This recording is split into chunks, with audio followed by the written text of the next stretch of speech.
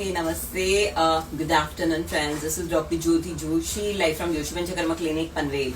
So आज मैं एक बहुत ही कॉमन डिसीज जो मतलब ऑलमोस्ट हर नेक्स्ट पेशेंट में पाया जाता है उसके बारे में बात करूंगी. बट अनफॉर्चुनेटली ऐसे होता है कि मतलब हमने वो एक्सेप्ट कर लिया है एंड मेनी टाइम्स काफी बार कुछ लोग दवाइयां लेते हैं उसकी वजह से वो होता है. काफी बार there are lot many causes and we feel कि एक दवाई ले लो दिन निकल जाता है. That sort of things are there. Like we all accepted, we are many people are living with the symptoms or disease. I can say it can be a symptom or it can be a disease. So I will speak about that through the patient and through the textbook as well कि आयुर्वेद में जो ये बीमारी है इसके लिए क्या बताया गया है. So today I'm going to speak about the अम्ल पित्त, that is हम जिसको बोल सकते हैं GERD, gastroesophageal reflux disease, dyspepsia या फिर hyperacidity. There can be a lot of like differential diagnosis for this symptom. But Ayurveda में ये सारी चीजें बताई गई है क्या, या फिर ये लोग जो सूत शेखर वगैरह देते हैं, कौन से अवस्था में सूत शेखर, किधर कामदूदा देना चाहिए, किधर झंडू पंचारिष्ट देना चाहिए. एड तो बहुत सारी आ जाती है सोशल मीडिया पे, but what is there actual in Ayurveda. So यहाँ पे तो पित्त आ गया, राइट. जलन होती है, ये होती है, उल्टी होती है. जनरली काफी बार एसिडिटी जब हो जाती है सो उल्टी होती है. सो ये तो पित्त ज्यादा हो गया, एसिड ज्यादा हो गया. दैट इज नॉर्मल कंसेप्शंस या फिर normal thinking of the like many doctors as well, I can say. But what is there in Ayurveda? So let me speak about that. So today I'm going to speak. तो सबसे पहले बताना चाहूंगी कि about this patient. Let's see first patient. Yes. So अभी ये patient जब आए थे तब कैसा था, बोला कसा आहे, आता आला होता तेव्हा काय त्रास होत होता आणि आता कसा आहे. माझं इकडच्या छातीत दुखत होतं पण आता मला एकदम मस्त वाटतंय. येस. सो दॅट किती वेळात मस्त वाटतंय. आता 10 मिनिटं झाले असतील जास्त. यस. सो ये एक मेरा हमेशा का फेवरेट क्वेश्चन का जवाब हो गया कि आयुर्वेद स्लो है या आयुर्वेद फास्ट है. सो आई थिंक सो वो चीज का जवाब मिल गया कि आयुर्वेद 10 मिनट्स में मस्ट फील करा सकता है कि वहां पे जो पेन था. And plus there are some local treatment which I generally practice. But in ऊर्ध्वक अम्ल पित्त कभी तो कोशिश करूंगी कि वो ट्रीटमेंट के बारे में भी इन डिटेल बताऊं.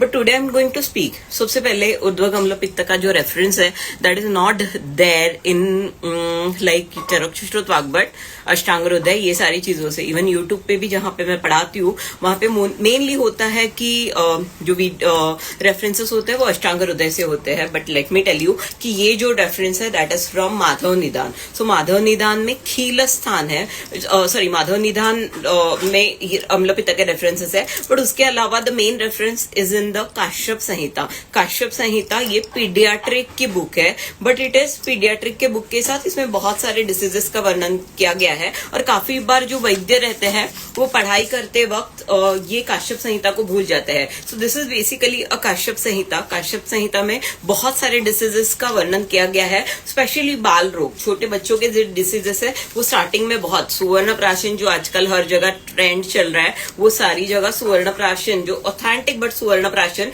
Definitely it is must like to be given treatment for the kids specially on Pushya नक्षत्र. तो ये सारे रेफरेंसेस आते हैं काश्यप संहिता से. बट आजकल हर कोई लाइक सुवर्ण प्राशन बनाता है और वो सेल भी कर देता है. But it should be given on specifically on Pushya नक्षत्र कैसे बनाना है, ये सारे रेफरेंसेस इसके साथ है. सो दिस इज काश्यप संहिता. काश्यप संहिता के अंदर खील स्थान है. देयर आर डिफरेंट स्थान लाइक सूत्र स्थान, निदान स्थान एंड ऑल. ऐसे हम आयुर्वेद पढ़ते हैं और मैं चाहती हूँ कि आप सभी लोगों को ये चीजों का अवेयरनेस हो. So let me show you that. So यहाँ पे अगर हम अम्ल पित्त देखेंगे सो यहाँ पे you can see here this is the Kashyap Samhita as I shown you. Kashyap Samhita या वृद्ध जीवक तंत्र बोलते हैं. यहाँ पे अम्ल पित्त चिकित्सा अध्यायम व्याख्यास्यामा. सो दिस इज अम्ल पित्त चिकित्सा 16 चैप्टर है और ये खील स्थान बताया गया है. देर आर डिफरेंट स्थान जब भी हम देखते हैं. So you can see the स्थान. उसके बाद में यहाँ पे ये अम्ल पित्त चिकित्सा अध्याय है. लॉजिक. सो यहाँ पे अगर आप कॉजेज देखोगे सो कॉजेस से लगा के, जैसे कुलत्थ है, सो कुलत्थ ये काफी लोग, दाल एक आती है कुलत्थ की, सो ये सारी चीजें हैं। वेगानाम धारणम मतलब जो नेचर्स के कॉल होते हैं कि जब यूरिनेशन है तभी तुरंत जाना चाहिए, डेफिकेशन है उसका कॉल है तो तुरंत जाना चाहिए, अगर उल्टियां हो रही है तो तुरंत नहीं रुकानी चाहिए। सो ये सारे कॉजेस इसमें बताए गए हैं। सो अपने लाइफस्टाइल जो है उसके पॉजिटिव फैक्टर हो सकते हैं, खाने के बाद तुरंत खाना या फिर दिन में सोना, बहुत ज्यादा स्विमिंग करना, ये भी एक कॉज हो सकता है ऑफ द हाइपर एसिडिटी, बहुत ज्यादा स्विमिंग करना। उसके बाद में you can see there are list of the diseases which are mention. उसके बाद में आई विल मतलब एक to the point I will बात करूंगी। जैसे शुक्त, काफी बार आजकल हम देखते हैं जो डिसीजेस है वो काफी बार शुक्त मतलब उसमें बहुत ज्यादा एसिडिक या सॉल्टेड होते हैं, जो पेपर पैक्ड होते हैं फूड्स जनरली वो अग्नि को मंद कर देते हैं और ये चीजें होती है। उसके बाद में मतलब आपने इसमें मानसिक, शारीरिक और उसके साथ खाने पीने related like lifestyle related causes देखे। उसके बाद में अम्ल पित्त में इन्होंने एक बहुत सही बताया है कि अगर थोड़ा भी बॉडी में वो अम्ल पित्त मतलब एसिड रहा, सो आप कितना भी हेल्दी फूड डालोगे, सो जैसे दही जो बर्तन में है उसमें हम दूध डाल देंगे तो वो फट ही जाएगा, उसी हिसाब से उन्होंने ये अम्ल पित्त बताया गया है। उसके बाद में लेट मी शो यू कि मतलब ये अम्ल पित्त के लक्षण क्या होते हैं। सो इसमें सबसे पहले आप देख सकते हो कि विड़भेद होता है, मतलब नॉर्मल ये लाइक डेफिकेशन नहीं होता है, जो नॉर्मल टॉयलेट होना चाहिए वैसे नहीं होता है। पेट में बहुत भारीपण होता है। मी तुम्हाला विचारते ते तुम्हाला आहे का ते सांगा, संडासला अगदी बांधून होतं की थोडी पातळ होते? Yes, so you can see the patient is telling कि वो उनको काफी बार वाटरी मतलब नॉट वाटरी बट थोड़ा लूज सॉर्ट ऑफ मोशन होता है, जो नॉर्मल होना चाहिए वैसे नहीं है। कोष्ठ में भारीपन होना, पोट जड वाटतं, yes, so the answer is yes. उसके बाद में मळमळतं, येस, सो उल्लास जिसको हम नौशिया बोलते हैं वो होता है। शीरशूल, सरदर्द, डोकं दुखतं, येस। उसके बाद में रुच्छूल मतलब पोटाच्या वरच्या भागात दुखतं, हाँ, सो रुच्छूल मतलब इपिगॅस्ट्रिक पेन। उसके बाद में पेट भरा म्हणजे कसं पोट नेहमी भरल्यासारखं वाटणं किंवा जड वाटतं, येस। उसके बाद में अंगसाध, अंग किती दुखतंय? मी जे आता सगळे सिम्पटम्स सांगितले त्याच्यापैकी किती तुम्हाला वाटतायत symptoms? Yes, so this is the Ayurveda. So हम कुछ ऐसे like this is not pseudo science और this is not the unscientific thing. So you can see, और जो भी प्रैक्टिस है ये सारी चीजें हम पढ़ते हैं और उसके बाद प्रैक्टिस करते हैं। So you can see अंगसाद।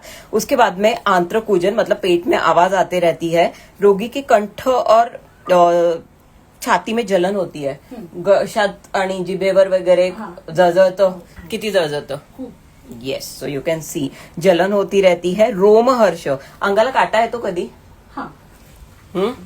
Yes, so this is all about the अम्ल पित्त, the diseases mentioned in the Kashyap संहिता। इसके बाद में एक बहुत स्पेसिफिक पॉइंट मुझे आप लोगों को बताना है, दैट इज वात के कारण जब होता है सो उसमें शूल, अंगसाद वगैरह होता है। Let me skip it, but श्लेष्मक अम्ल पित्त मतलब कफ के वजह से जो होता है उसमें शरीर में भारीपन और वमन होता है। सो काफी बार हमें जैसे लगता है उल्टी होती है, दैट मे बी पित्तिक अम्ल पित्त, बट उसमें सिर्फ अम्ल और विदाह ये बताया गया है और उसकी वमन चिकित्सा बताई गई है। सो जिसमें वॉमिटिंग्स होती है, भले ही वो माइग्रेन रिलेटेड हो या फिर जहां पे भी वॉमिटिंग और इसके साथ ये सिम्टम्स, सो इसमें हम जैसे मैंने GERD या डिस्पेप्सिया या बाकी सारी चीजें बोली, so it can cover a lot many diseases. So you can see that the beauty of Ayurveda. So जो डिफरेंशियल डायग्नोसिस आता है या फिर अलग अलग सिम्टम्स होते हैं, मैं हमेशा बोलती हूँ कि वो ज्ञान हमें संहिता ही दे सकती है। जो भी मतलब भले मॉडर्न कोई भी सिंड्रोम आ जाए या जो सारी चीजें आ जाए, when you will read these books, the Samhitas, definitely Sanskrit में है बट इसका ट्रांसलेशन भी अवेलेबल है और gradually you will able to learn the Sanskrit, you will able to understand that Sanskrit terminology and all. और ये पेशेंट में पूछिए, स्पेशली जो बच्चे आयुर्वेद पढ़ रहे हैं उनके लिए मैं ये बोलूंगी कि आप ये पेशेंट्स में पूछिए, so you will get the confidence कि जो भी बताया गया है ये पेशेंट में पाया जाता है। भले ही पेशेंट GERD सिम्टम लेके आ जाए, डिस्पेप्सिया लेके आ जाए या फिर माइग्रेन लेके आ जाए, आपकी लाइन ऑफ ट्रीटमेंट और आपका डायग्नोसिस होना चाहिए। So when ever there is वमन, सो आपका डायग्नोसिस अम्ल पित्त के साथ श्लेष्मिक अम्ल पित्त होना चाहिए कि कफ, मतलब दिस इज नॉट ओनली पित्त का डिसीज बट दिस इज कफ पित्त डिसीज, हमेशा ध्यान में रखना, पित्त प्रीडोमिनेंट हो सकता है बट उसकी एसोसिएशन में कफ होता है, सो अकॉर्डिंग ट्रीटमेंट होनी चाहिए. So that is the important message. So Ayurveda ऐसे वेग प्रॅक्टिस नाही कर सकते. काफी बार लोगों को लगता है की आम्ही थोडे दिवस औषध घेतो, नंतर बरं वाटतं, नंतर परत त्रास व्हायला लगतो. और कितना ब्यूटीफुल है कि इसमें इन्होंने मतलब हमारे लाइफस्टाइल से लगा के, हमारे डाइट से लगा के, सो हमारे साइकोलॉजिकल, रात में जगना या फिर दिन में सो जाना तुरंत, ये सारी चीजें इन्होंने बताई गई है. So all things are mention. So you should also whenever take the history, ये सारी चीजें पेशेंट में लीजिए and you will able to give the 100% result. So वमन कब लेना है? सो पित्त डोमिनेंट है तभी वमन लेना है, या फिर जो वमन प्रवृत्ति है पेशेंट में तब वमन लेना है जहां पे कफ का अनुबंध है. ये एक प्रॉपर वैद्य जिन्होंने प्रॉपर आयुर्वेद सीखा है संहिता के द्वारा, वो डिसाइड कर सकता है और आपको क्योर दे सकता है. सो इसी के साथ I will conclude. This is all about अम्ल पित्त, हाइपर एसिडिटी भी जिसे हम बोल सकते हैं, और इसका प्रॉपर निदान, विदग्धा जीर्ण एंड ऑल, ये सारी चीजें अष्टांग हृदय में मेंशन है. माधव निदान एक जो बुक है उसमें ये मेंशन है, और जो अभी हमने पूरा डिटेल देखा that is all in the this book, that is Madhav Kashyap Samhita और खीलस्थान में. So that's all for now. Please do take care. नमस्ते. Thank you.